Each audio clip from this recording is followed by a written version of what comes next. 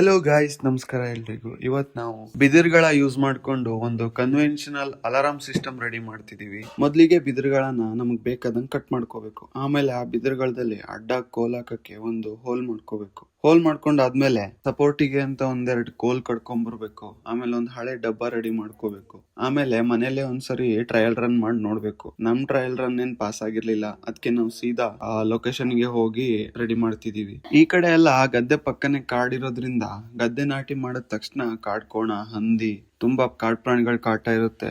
ಅದಕ್ಕೆ ಗದ್ದೆಯಲ್ಲಿ ಹರಿಯೋ ನೀರ್ನ ಯೂಸ್ ಮಾಡ್ಕೊಂಡು ನಾವು ಈ ತರ ಅಲಾರಾಮ್ ಮಾಡ್ತೀವಿ. ಇದ್ರಲ್ಲಿ ಏನೂ ಇಲ್ಲ, ನೀರ್ ಬರುತ್ತೆ, ಬೀಳುತ್ತೆ, ಆಮೇಲೆ ಆ ಬಿದಿರುಗಳ ಕೆಳಗೋಗಿ ಡಬ್ಬದ ಮೇಲೆ ಬಂದು ಡಬ್ ಅಂತ ಸೌಂಡ್ ಮಾಡುತ್ತೆ. ಈ ಸೌಂಡಿಗೆ ಏನಾಗುತ್ತೆ, ಕಾಡ್ ಪ್ರಾಣಿಗಳೆಲ್ಲ ಯಾರೋ ಇದಾರೆ ಗದ್ದೆಯಲ್ಲಿ ಅಂತ ನಮ್ ಗದ್ದೆ ಸೈಡ್ ಬರಲ್ಲ.